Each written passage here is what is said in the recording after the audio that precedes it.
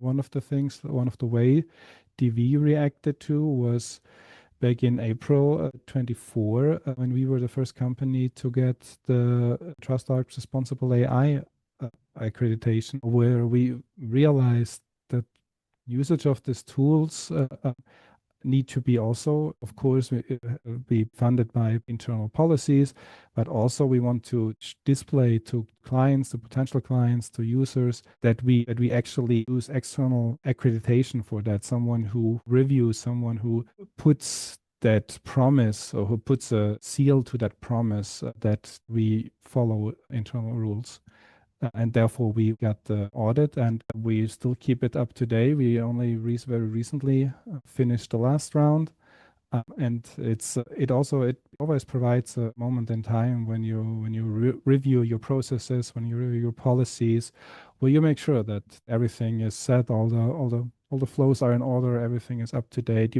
Of course, you review them regularly, but it's another reminder of that. I've heard from some companies say that with the introduction of AI, like you said, it's a double-edged sword, right? It can make things easier, but creates more complexity. But I've heard too that it has increased the volume of work. Have you found that to be true? Yeah, it's another, of course, it's an additional task. It's an additional tool we have to monitor. It also can lead to creating extensive documents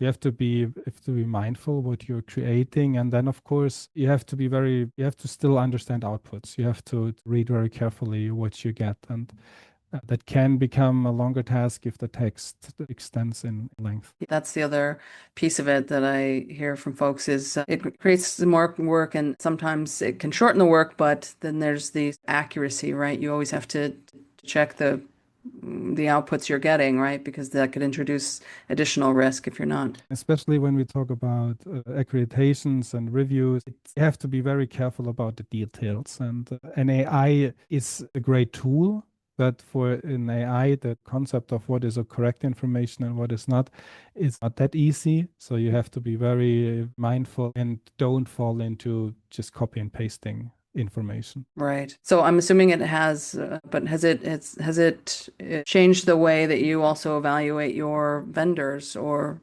have you had to put some procedures in place around that? Yes, of course. That's also part of our vendor reviews. Right. Well, so DoubleVerify was the first to work through the Responsible AI certification and received it in 2024. And I think it can be a useful exercise for organizations